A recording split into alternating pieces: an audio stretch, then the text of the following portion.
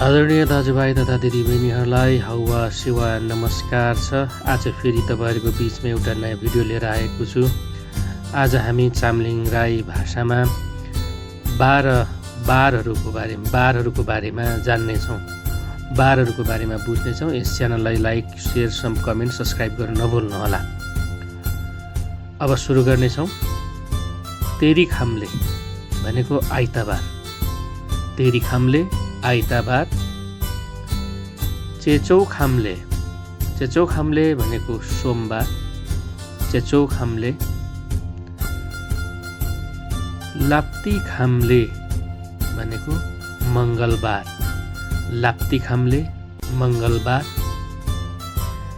धय खाम्ले बुधबार, धय खाम्ले भनेको बुधबार। यस च्यानललाई लाइक, कमेन्ट, सेयर, सब्सक्राइब गर्न नभुल्नुहोला।